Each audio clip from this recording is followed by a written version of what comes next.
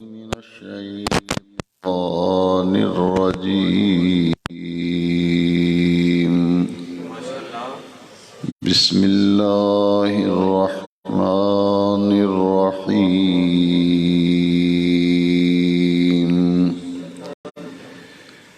سبحان الذي أسرى بعبده ليلا من المسجد الحرام إلى المسجد الأقصى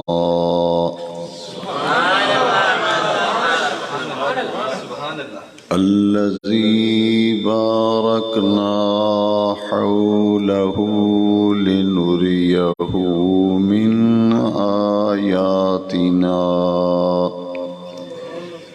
إنه هو السميع البصير.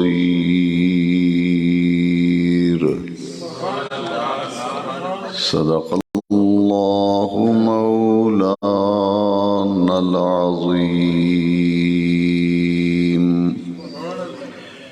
إن الله وملائكته يصلون على النبي يا أيها الذين آمنوا صلوا عليه وسلموا تسليما. الصلاة والسلام عليك يا سيدي يا رسول الله وعلى آلك وأصحابك يا سيدي يا خاتم النبيين.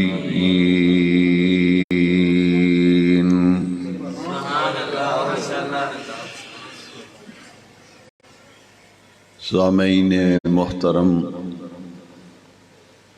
گزشتہ دنوں میں ترکی اور شام میں زلزلے کی کیفیت غالب آئی اور بہت سے لوگ اس زلزلے کے حادثے میں اپنی جان دے بیٹھے اور بہت سا مالی نقصان بھی ہوا. یہ قدرتی آفات جو ہیں یہ انسان کو متنبہ کرنے کے لیے مختلف موقعوں پر ایسے واقعات رونما ہوتے رہے ہیں. تاریخ کا مطالعہ کیا جائے تو بہت سے ایسے واقعات جن کا تعلق قدرتی آفات کے ساتھ ہے وہ آپ کو تاریخ کے صفحات پر نظر آئیں گے. غالباً 2005 میں بھی ایک زلزلہ پاکستان میں بھی آیا اور آزاد کشمیر، راولپنڈی، اسلام آباد ان علاقوں میں کافی جانی اور مالی نقصان ہوا. ان حالات میں ہماری دعا ہے کہ اللہ رب العزت جل مجد الکریم وہ لوگ جو ان زلزلے کے حادثات میں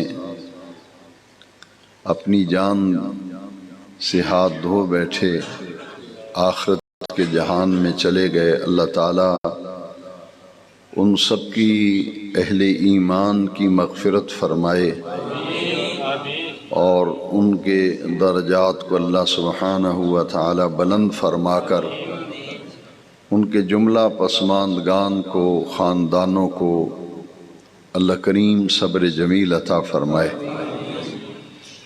ان مواقع پر دعاؤں کا سلسلہ جاری رکھنا چاہیے، اور جہاں تک ممکن ہو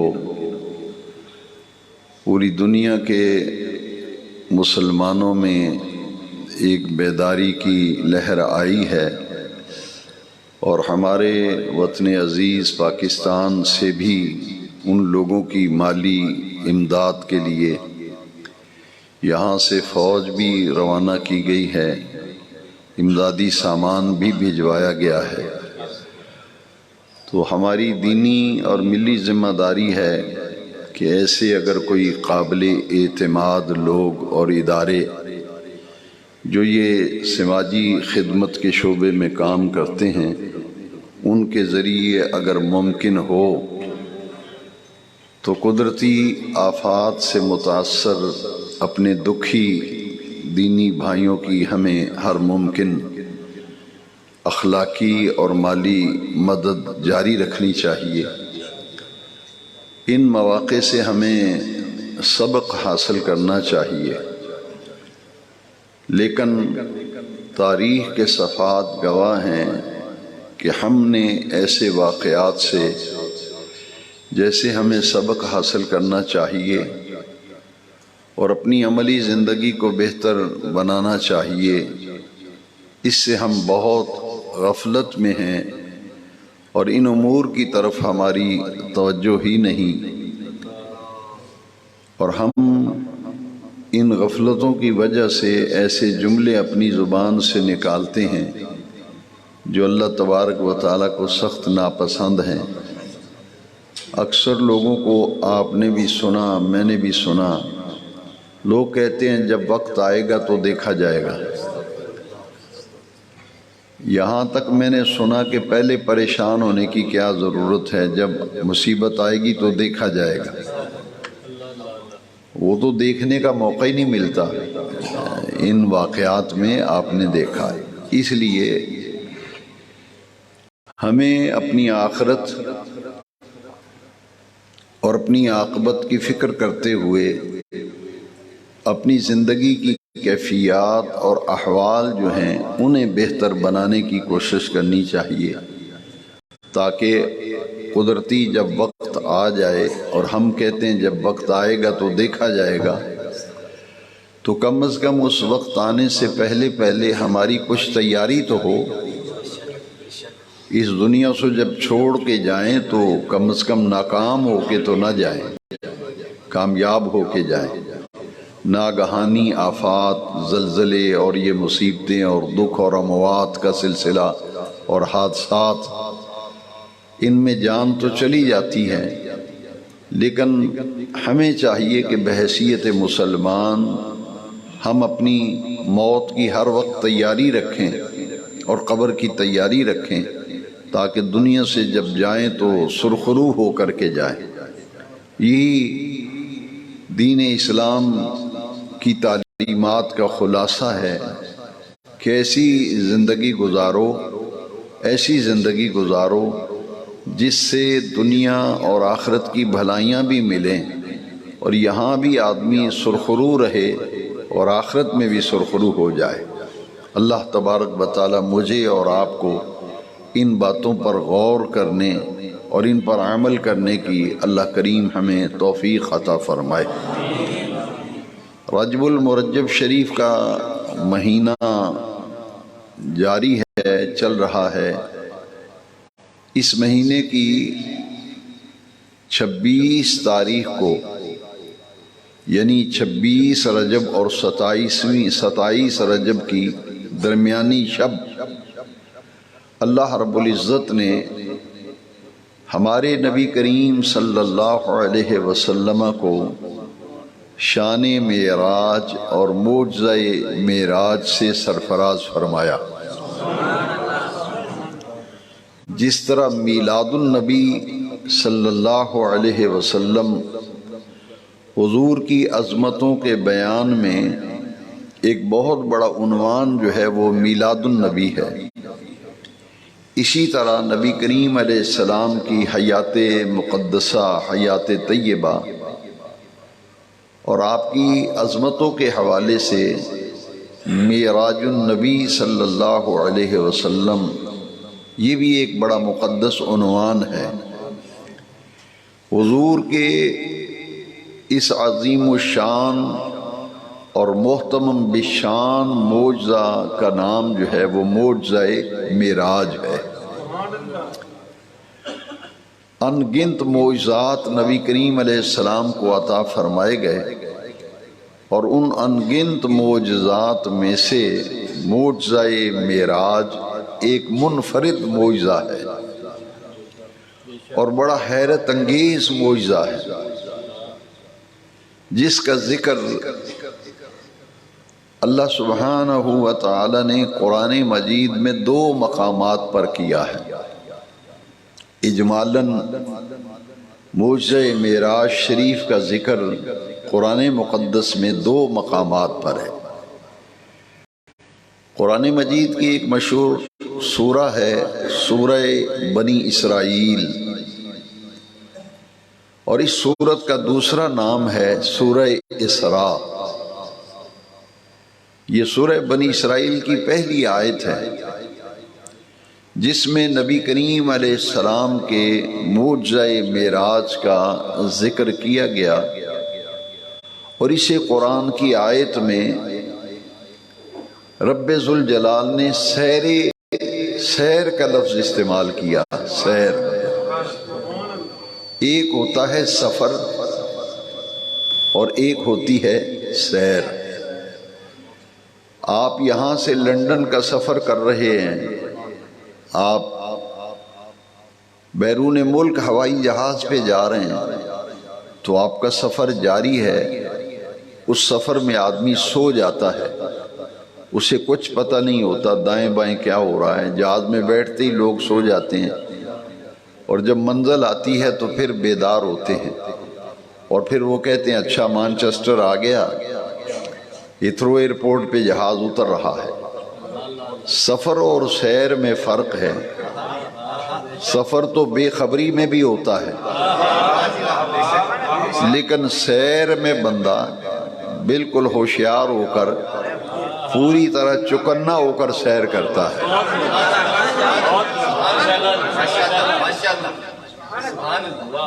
سفر میں تو آدمی گاڑی میں یہاں بیٹھے، آپ کی اپنی گاڑی ہے ذاتی، پرسنل آپ کی کنوینس ہے، اور آپ ڈرائیور آپ کا ہے، آپ گاڑی میں بیٹھتے ہی سو گئے، اسلام آباد جا کر آپ کی آنکھ کھلی، تو یہ ہے سفر۔ اگر سیر کے لیے آپ جاتے ہیں کہیں بھی سیر کے لیے، تو آپ بڑے چکنے ہو کے دائیں بائیں آگے پیچھے ایک ایک بات پر نظر رکھتے ہیں۔ سیر کے اندر آرام ہے، سیر کے اندر راحت ہے، اور سفر کے اندر صعوبتیں ہیں، سفر کے اندر تکلیفیں ہیں، سیر کے اندر راحت ہوتی ہے۔ اسی لیے ڈاکٹر بھی آپ کو، مریض کو کہتے ہیں ذرا سیر کیا کریں، آپ واک کیا کریں، سیر کیا کریں۔ قرآن مجید میں اللہ کریم نے حضور کے اس معجزہ معراج کو سیر کا نام دیا ہے۔ یہ نبی کریم علیہ السلام کی کیا ہے؟ سیر۔ سارے بولے نبی کریم علیہ السلام کی معجزہ معراج کو سمجھنے کے لیے یہ چند باتیں بہت قابل توجہ ہیں۔ یہ معجزہ جو ہے یہ سیر پر مبنی ہے، یہ حضور کی سیر ہے، اس لیے یہاں سفر کا لفظ استعمال نہیں ہوا۔ اگر کوئی خطیب بیان میں سفر معراج کا لفظ بولتا ہے تو وہ صرف سمجھانے کے لیے ہوتا ہے، لیکن قرآن مجید میں جو لفظ ہیں وہ ذرا توجہ فرمائیں۔ سبحان الذی اسری بعبدہ، اس سیر کا ذکر کیا تو آغاز لفظ سبحان سے فرمایا، آغاز لفظ سبحان سے۔ سبحان الذی، اور ملا کر پڑھیں تو سبحان الذی، سبحان کا معنی ہے پاک ہے، ہر عیب، ہر نقص، ہر خامی، ہر کمزوری سے پاک۔ سبحان۔ آگے ہے الذی۔ الذی کا معنی ہے وہ ذات ہر عیب، ہر نقص، ہر خامی سے پاک ہے۔ کون سی ذات بے عیب ہے، پاک ہے؟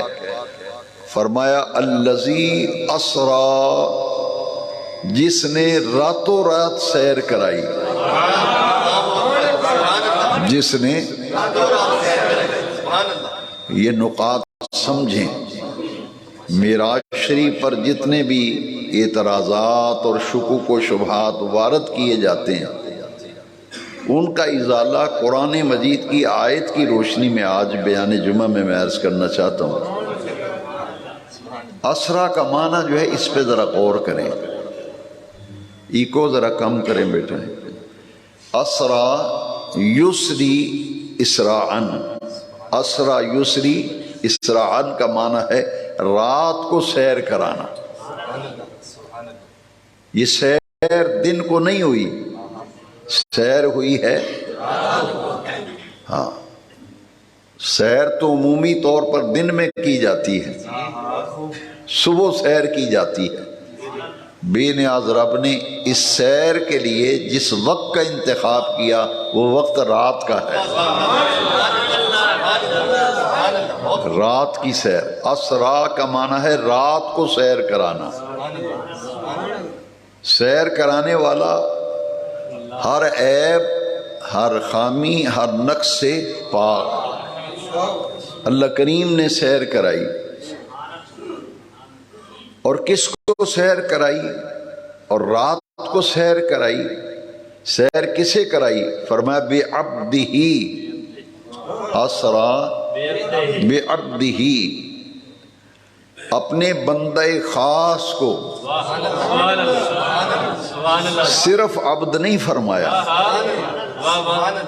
صرف عبد، بعبد، اپنے مقرب یعنی خاص بندے کو، اپنے، اچھا یہ جو بعبدہ کا لفظ ہے،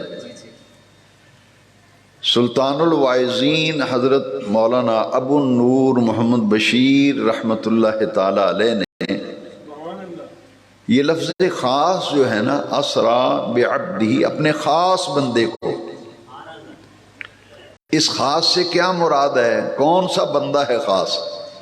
وہ فرماتے ہیں ساری خلق میں، غور سے سنیے، ساری خلق میں انبیاء خاص، ساری خلق میں انبیاء خاص، اور گروہ انبیاء میں مصطفیٰ خاص،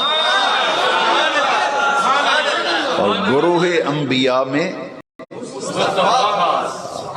پوری انسانیت و بشریت میں، پوری خلق میں، مخلوق میں خاص کون ہے؟ نبی۔ اور پھر سارے نبیوں میں خاص کون ہے؟ آمنہ کے لال۔ بعبدہ، اپنے انتہائی مقرب، ایسے مقرب کے، مقرب کا معنی ہے قریب، اللہ کے قریب جو ذات ہو اسے مقرب کہتے ہیں، وہ حضور کی ذات۔ حضور سے زیادہ اللہ کا قرب کسی کو حاصل ہی نہیں، حضور سے زیادہ اللہ کے قریب کوئی نہیں، اس لیے بعبدہ کا لفظ استعمال فرمایا۔ اور دوسرا جو لفظ عبد ہے، بہت سے فتنے ہیں، اللہ تعالیٰ دعا کیا کرو فتنوں سے بچائے۔ یہ معراج شریف کے بارے میں کئی لوگ آپ کو کہیں گے نہیں جی یہ تو خواب میں ہوا تھا واقعہ، یہ کہتے ہیں خواب میں ہوئی ہے معراج۔ کچھ کہتے ہیں کہ نہیں، جسم تو معراج پہ نہیں حضور کا گیا، حضور کی روح کو معراج کرائی گئی۔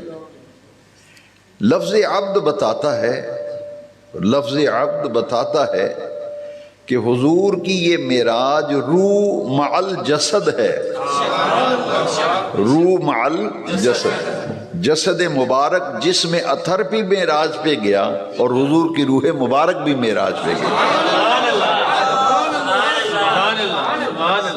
کیوں؟ یہ ہمیں کہاں سے پتہ چلا؟ یہ قرآن سے پتہ چلا، کیونکہ لفظ عبد جو ہے یہ روح اور جسم کے مجموعے کو عبد کہتے ہیں، روح اور جسم کے مجموعے کو عبد کہتے ہیں۔ لہذا قرآن کی یہ آیت بتا رہی ہے کہ حضور کا جسد مبارک بھی معراج پہ گیا، حضور کی روح مبارک بھی معراج پہ گئی۔ اب آیت کریمہ پہ ذرا غور کیجئے، سبحان الذی اسری بعبدہ، رات کو سیر کرائی، ایک معنی تو یہ ہے، دوسرا معنی ہے راتوں رات لے گیا۔ وہ ذات جو ہر عیب سے پاک ہے، وہ راتوں رات وہ ذات لے گئی۔ کیوں لے گئی؟ سیر کرانے کے لیے۔ کس کو لے گئی وہ ذات؟ بعبدہ، اپنے عبد خاص کو۔ لہذا آیت کریمہ سے تین باتیں معلوم ہوئیں کہ سیر کرانے والا اللہ ہے، سیر اس نے اپنے محبوب کو کرائی اور رات کو سیر کرائی۔ اب اس آیت کے بعد میں جو لفظ ہے اس میں ذرا غور کرنا ہے، سبحان الذی اسری بعبدہ لیلا۔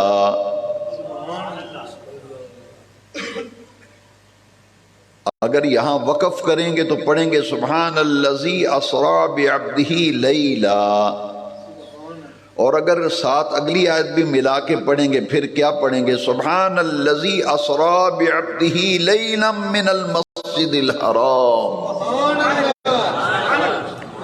لیل کا معنی ہے رات، لیل کا معنی دن اور رات کے لیے فارسی میں دو لفظ استعمال ہوتے ہیں، لیل و نہار۔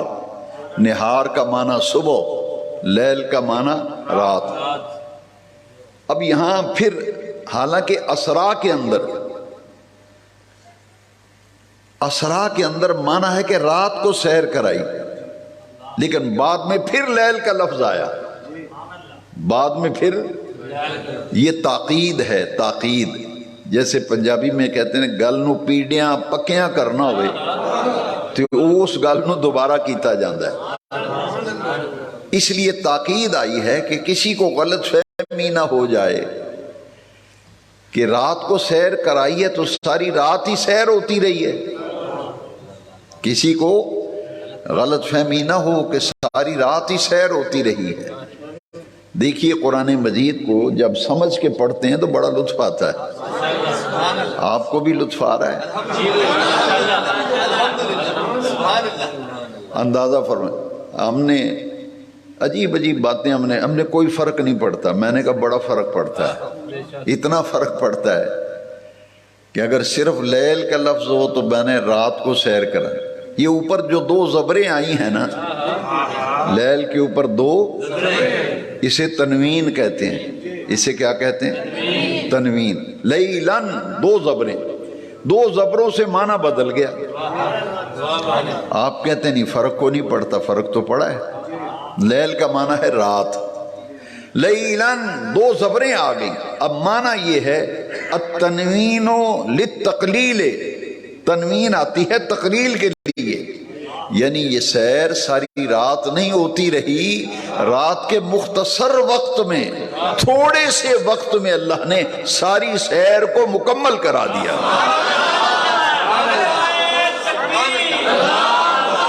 لیلن، لیلن رات کے بس تھوڑے سے وقت میں۔ کتنا وقت لگا؟ تھوڑا سا وقت رات کا، ساری رات سیر نہیں ہوئی، تھوڑے سے وقت میں۔ وہ تھوڑا سا وقت کتنا ہے؟ حدیث معراج ہے 30 صحابہ کرام، بعض نے لکھا 27 صحابہ، بعض نے تحقیق کی ہے 30 جلیل القدر صحابہ کرام سے حدیث معراج مروی ہے۔ حدیث معراج میں ہے کہ حضور جب معراج شریف سے واپس تشریف لائے تو دروازے کی کنڈی حرکت کر رہی تھی، اور بستر مبارک کی حرارت قائم تھی، اور جو معراج شریف پہ جاتے وقت وضو میں پانی استعمال ہوا تھا وہ پانی بھی بہہ رہا تھا، بس اتنا سا وقت لگا۔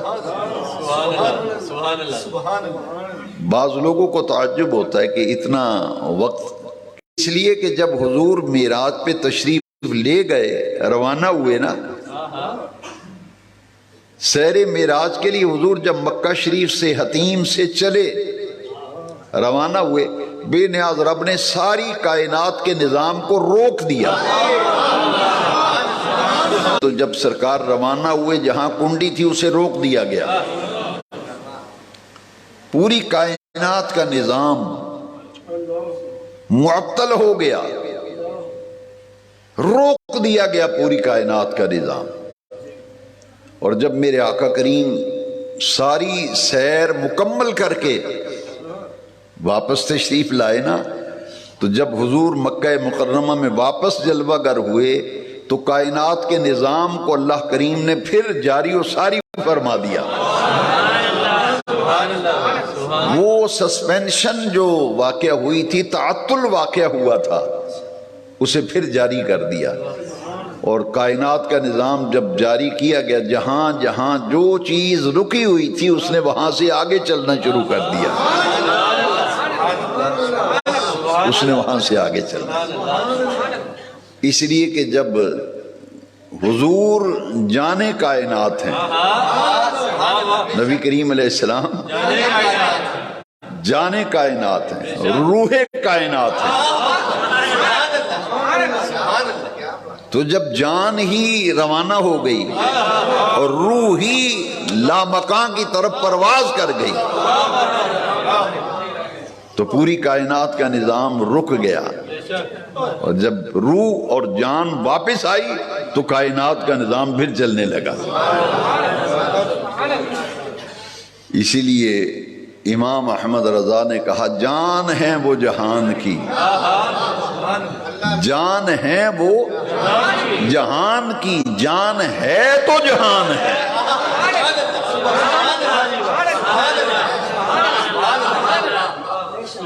جان ہے تو لیلن، رات کے تھوڑے سے وقت میں ساری سیر مکمل ہوگی۔ آج اسی آیت پر میں درس قرآن سمجھ لیں، تفسیری نکات۔ اچھا، اب یہ سیر کہاں سے کہاں تک کرائی؟ سیر کرانے والا اللہ سبحانہ و تعالی، سیر اپنے محبوب کریم کو کرائی، سیر رات کو کرائی، رات ساری نہیں، مختصر وقت میں۔ کہاں سے کہاں تک کرائی؟ کہاں سے کہاں تک کرائی؟ تو قرآن میں آیا، من المسجد الحرام الی المسجد الاقصی، مسجد حرام سے مسجد اقصی تک، اور الہ کا معنی طرف بھی ہوتا ہے، دوسرا معنی یہ ہے کہ مسجد حرام سے مسجد اقصی کی طرف۔ سیر کی ابتدا مسجد حرام سے ہوئی، اور حضور کہاں تک گئے؟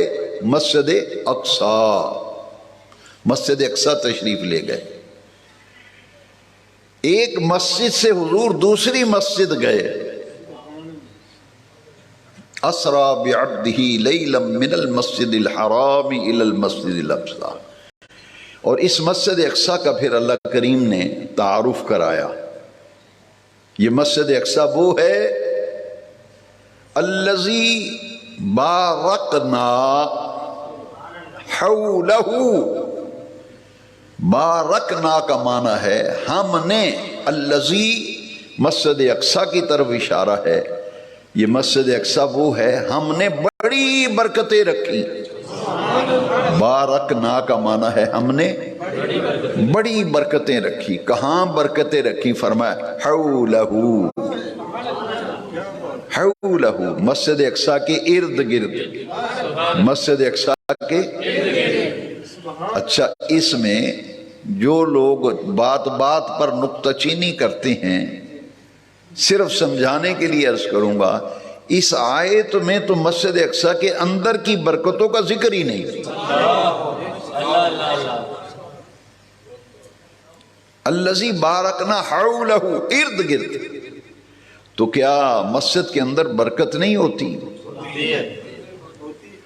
ہوتی ہے نا؟ تو اندر کی برکتوں کا ذکر نہیں کیا، مسجد اقصی کے آس پاس چاروں طرف کی برکتوں کا ذکر کیا، اس لیے کہ مسجد کی اندر کی برکتوں کا کوئی انکار ہی نہیں کرتا۔ مسجد کی اندر کی برکتوں کا کوئی، جن برکتوں کا لوگوں نے انکار کرنا تھا نا، رب نے اس کا ذکر کیا۔ مسجد اقصی کے ارد گرد، آپ ارد گرد جو برکتیں رکھی ہیں وہ کیا ہیں؟ مسجد اقصی کے ارد گرد اللہ نے برکتیں رکھی ہیں، اور ارد گرد ہے کیا؟ ارد گرد ہے کیا؟ ہزاروں انبیاء کرام کے مزارات ہیں، ہزاروں انبیاء کے مزارات بھی ہیں، اور انبیاء کرام کے گھر بھی ہیں۔ وہ حجرے، وہ جگہیں، وہ مقام جہاں انبیاء قیام کرتے رہے، تو جہاں انبیاء رہتے رہے وہ مقام بھی برکت والا، اور جہاں انبیاء کی قبریں ہیں وہ قبریں بھی برکت والی جگہ۔ الذی بارکنا حولہ، ہم نے مسجد اقصی کے ارد گرد برکتیں رکھی۔ اب یہ معراج کرائی کیوں؟ اس کا ذکر اس آیت میں دیکھیے۔ معراج کیوں کرائی؟ سیر معراج کیوں کرائی؟ فرمایا لنریہ، تاکہ دکھائیں ہم اپنے محبوب کو۔ وہ کی ضمیر جو ہے نا بعبدہ کی طرف راجع ہے گرامر میں۔ اب معنی یہ بنا سیر اس لیے کرائی ہے کہ جس کو سیر کرائی جا رہی ہے اس کو ہم اپنے کارخانہ قدرت کا مشاہدہ کرائیں۔ یہ پوری کائنات کیا ہے؟ کارخانہ قدرت۔ یہ ساری کائنات بنائی محبوب کی خاطر۔ میلاد النبی کی محفلوں میں آپ سن چکے، ہر چیز حضور کی خاطر بنائی۔ اس رات رب نے فرمایا محبوب ساری کائنات تیری خاطر بنائی ہے، آ کے دیکھ تو صحیح، محبوب آ کے دیکھ تو صحیح، میں نے پوری کائنات میں اپنی قدرت کی کون کون سی نشانیاں رکھی ہیں۔ محبوب آؤ، اور سیر اس لیے کرائی جا رہی ہے تاکہ میری قدرت کی نشانیوں کا مشاہدہ کر لو۔ لنریہ، تاکہ دکھائیں ہم اپنے محبوب کو، من آیاتنا، اپنی نشانیاں، اپنی قدرت کی نشانیاں۔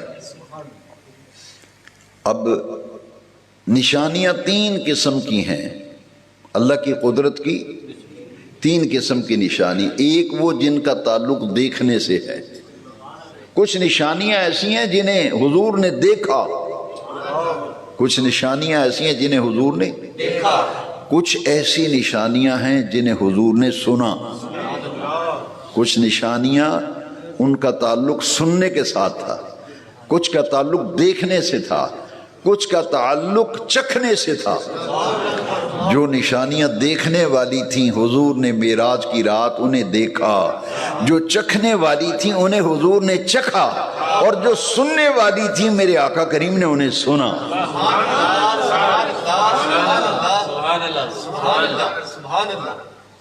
اب آیت کریمہ کے جو آخری لفظ ہیں وہ ہے انہ هو السمیع البصیر۔ اچھا اس کا معنی کیا ہے؟ ان کا معنی ہے بے شک، بلا شبہ، وہ،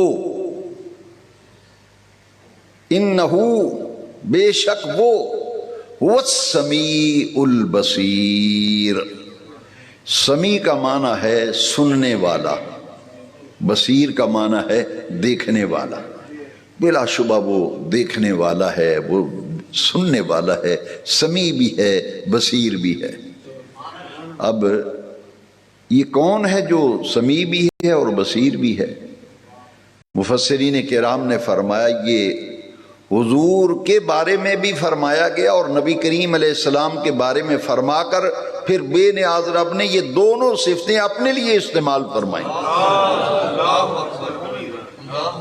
اس لیے استعمال فرمائیں کیونکہ معجزہ معراج پر میں صرف آیت پر آج بات کر رہا ہوں تاکہ یہ تصور ذہن میں جو بٹھا دیا گیا ہے معراج شریف کے بارے میں اعتراض سوال ان کا ازالہ ہو جائے کہ ایک آیت کے اندر کتنی تفصیل سے ان تمام شکوک و شبہات کا ازالہ کر دیا گیا۔ پہلی بات تو یہ ہے کہ حضور کا یہ سیر معراج 3 مرحلوں پر مشتمل ہے۔ کتنے مرحلوں پر؟ مسجد حرام سے حضور چلے اور مسجد اقصی پہنچے، یہاں معراج کا پہلا مرحلہ مکمل ہو گیا، اور جب مسجد اقصی سے آسمانوں کی طرف پرواز کی اور 7 آسمانوں کو حضور عبور کر گئے، اور کہاں تک گئے؟ 7ویں آسمان کے اوپر سدرۃ المنتہا ہے۔ قرآن مجید میں 7 آسمانوں کے اوپر سدرۃ المنتہا۔ مسجد اقصی سے دوسرا مرحلہ شروع ہوا، وہ مکمل ہوا سدرۃ المنتہا پر، اور پھر تیسرا مرحلہ شروع ہوا، سدرۃ المنتہا سے حضور اوپر چلے گئے۔ کہاں تک گئے؟ بس ایک بات ذہن نشین کر لیں، اس سے ادھر ادھر نہیں ہونا۔ حضور کہاں تک گئے؟ 7 آسمانوں سے اوپر سدرہ پہ گئے۔ سدرہ سے اوپر کہاں گئے؟ جہاں تک رب کریم نے چاہا، جہاں تک اللہ نے اپنے محبوب کو سیر کرانا تھی میرے نبی کریم کو، وہاں تک لے جایا گیا، کیونکہ سیر کرانے والا تو اللہ ہے نا، تو یہ اللہ جانتا ہے محبوب کو کہاں تک لے گیا۔ 3 مرحلوں پہ، اس لیے کہ حضور کی ذات اقدس ظہور کے اعتبار سے 3 مراحل میں سے گزری۔ حضور کا جو وجود مبارک ہے نا، شان کے اعتبار سے 3 مراحل میں سے حضور کا وجود گزرا۔ ایک میرے آقا کریم کی بشریت ہے، اور ایک میرے آقا کی نورانیت ہے، اور ایک میرے آقا کی حقیقت ہے۔ یہ بڑی جہالت کی بات ہے، تھوڑے پڑھے لکھے لوگ بحثیں کرتے ہیں حضور نور ہیں یا بشر ہیں۔ جن کو علم کی ہوا نہیں لگی وہ جھگڑے کرتے پھرتے ہیں کہ کچھ کہتے ہیں حضور نور ہیں، کچھ کہتے ہیں بشر ہیں۔ لیکن سنو، بشریت بھی حضور کی شانوں میں سے ایک شان ہے۔ ان جھگڑنے والوں سے میں کہتا ہوں جھگڑو مت، بس اتنا سمجھ لو حضور کی بشریت بھی حق ہے اور حضور کی نورانیت بھی حق ہے۔ بلکہ آسان تو یہ ہے کہ شان بشریت بھی حضور کی ان گنت شانوں میں سے ایک شان ہے، اور نورانیت بھی حضور کی ان گنت شانوں میں سے ایک شان ہے۔ باقی رہ گئی حقیقت۔ تیسری شان میرے آقا کی ظہور کے اعتبار سے کیا ہے؟ حقیقت۔ اب اسے یوں بیان کر سکتے ہیں، حقیقت بشریت محمدیہ، سمجھ آ رہی ہے؟ بشریت محمدیہ، نورانیت محمدیہ، اور تیسری ہے حقیقت محمدیہ۔ تیسری ہے حقیقت محمدیہ۔ لہذا مسجد حرام سے مسجد اقصی تک حضور کا تشریف لے جانا یہ شان بشریت کی معراج ہے، اور مسجد اقصی سے سدرۃ المنتہا تک جانا یہ حضور کی شان نورانیت کی معراج ہے۔ اور سدرہ سے اوپر جہاں کسی کی مجال نہیں، وہاں تو جبریل بھی نہیں جا سکے۔ وہ تو سدرہ پہ کھڑے ہو کے کہتے ہیں لو دنوتو ان ملتن لاحترقت حضور انگلی کے پورے کے برابر میں ذرا اوپر گیا نا، اللہ کے انوار مجھے جلا کر راکھ کر دیں گے۔ لہٰذا وہاں تو جبریل بھی نہیں جا سکے، اور حقیقت یہ ہے پوری ذمہ داری سے اس ممبر پہ میں کبھی غیر ذمہ دارانہ گفتگو نہیں کرتا، میں کعبے کے رب کی قسم کھا کے کہتا ہوں جبریل کو بھی پتہ نہیں چلا حضور کہاں گئے، جبریل کو بھی نہیں پتا۔ تو جبریل رہتا ہے سدرہ پہ۔ جبریل کہاں رہتا ہے؟ بھئی سدرہ پہ رہنے والے کو نہیں پتا چلا حضور کہاں گئے تو حجرے میں رہنے والے کو کیسے پتا چلا؟ تو ہاں جبریل کو بھی نہیں پتا چلا۔ کیوں؟ اس لیے نہیں پتا چلا کہ بشریت تو مسجد اقصی پہ ختم ہو گئی، نیچے رہ گئی۔ بشریت کی معراج ختم ہونے سے مراد یہ ہے کہ شان بشریت کی معراج یہاں مکمل ہو گئی، اور جب سدرۃ المنتہا پہ پہنچے تو شان نورانیت کی معراج مکمل ہو گئی، اور سدرہ سے جب اوپر کی طرف گئے تو حقیقت کی معراج شروع ہو گئی۔ پتہ اس لیے نہیں لگا حضور کہاں تک گئے۔ لوگ سگریٹ کا کش لگا کر بحثیں کرتے ہیں، او جی حضور یہاں تک گئے وہاں تک گئے، تیری اوقات کیا ہے؟ وہ تیری اوقات کیا ہے؟ یہاں تو جبریل کو نہیں پتا چلا۔ پتہ اس لیے نہیں لگا کہ حقیقت کی معراج تھی نا، حقیقت محمدیہ کی معراج تھی۔ اب حدیث سن لیں، سارے اشکال دور ہو جائیں گے۔ صحابہ کا بھرا مجمع تھا، سیدنا صدیق اکبر کو حضور نے فرمایا اے ابو بکر لم یعرفنی حقیقتاً سوا ربی، اے ابو بکر میری حقیقت کو میرے رب کے سوا کوئی جانتا ہی نہیں۔ حضور نے فرمایا میری حقیقت کو میرے رب کے سوا کوئی، تو جب کوئی حضور کی حقیقت کو جانتا ہی نہیں تو اسے کیا پتا چلے کہ حضور کہاں گئے؟ من المسجد الحرام الى المسجد الاقصی، یہاں صرف مسجد اقصی تک کا ذکر ہے۔ خواجہ نظام الدین اولیاء دہلوی رحمت اللہ علیہ نے اس آیت کی تفسیر میں فرمایا کہ یہاں تک مسجد حرام سے مسجد اقصی تک کا ذکر بشریت کی معراج ہے، لِنُرِيَهُ مِنْ آیَاتِنَا، تاکہ دکھائیں ہم اپنے محبوب کو اپنی نشانیاں۔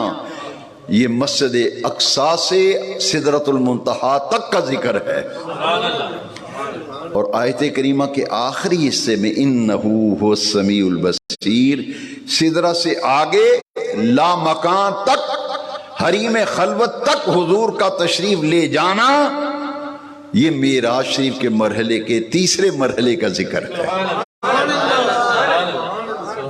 اس میں ایک بڑا لطیف نقطہ ہے، اسی پہ ختم کرتا ہوں۔ سمیع کا معنی ہے سننے والا، بصیر کا معنی ہے۔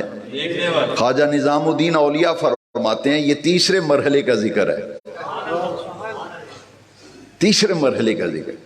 کیوں؟ جب رب کلام کر رہا تھا، جب رب حریم خلوت میں، جب اوپر لا مقام پہ جب سرکار پہنچے، ساتوں آسمان نیچے رہ گئے، سدرہ نیچے رہ گیا، عرش نیچے، حضور اوپر تشریف لے گئے، اور کہاں تک گئے؟ وہی لا مکان کے مکی ہوئے، سر عرش تخت نشین ہوئے۔ وہ نبی ہیں جن کے ہیں یہ مکان، وہ خدا ہے جس کا مکان ہے۔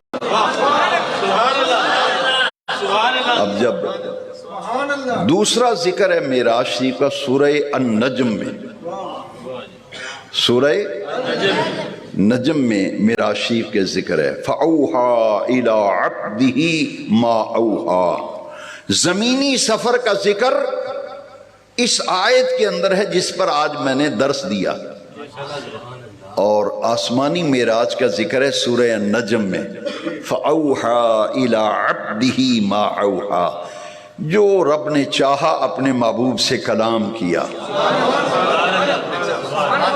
کلام، تنہائی میں باتیں ہونے لگیں، وہ سننے لگے یہ سنانے لگے، ایسے پردے پہ قربان جاؤں لاکھ پردوں میں پردہ نہیں ہے۔ 90,000 حجابات عظمت حضور نے طے کیے، اور حریم خلوت میں جا کر اللہ کریم کی زیارت بھی کی، دیدار بھی کیا، وہ اللہ سے ہم کلام بھی ہوئے۔ اور جب گفتگو ہوئی نا، تو جب اللہ کلام کر رہا تھا، حضور سمیع بھی تھے، حضور بصیر بھی تھے، سن بھی رہے تھے اور دیکھ بھی رہے تھے۔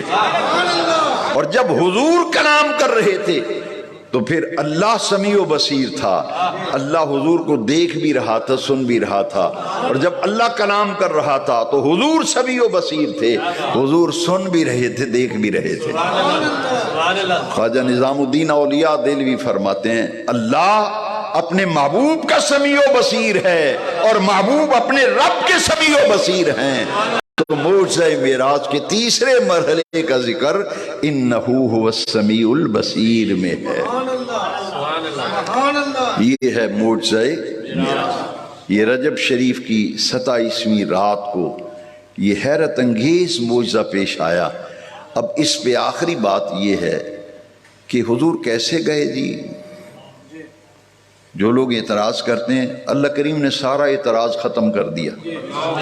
بھئی اعتراض تو تب تھا نا کہ جب دعویٰ حضور کرتے، جب دعویٰ اس آیت کو بار بار پڑھو، بار بار پڑھو۔ حضور نے دعویٰ نہیں کیا، دعویٰ تو بے نیاز رب کر رہا ہے۔ لہذا کروڑ اعتراض بھی اگر معراج شریف پہ وارد کیا جانا ممکن ہوتا تو بے نیاز رب نے سبحان الذی کا لفظ استعمال کر کے کروڑوں اعتراضات کا جواب دے دیا۔ فرمایا سیر کرانے والا میں، اللہ فرماتا ہے میں سیر کرانے والا۔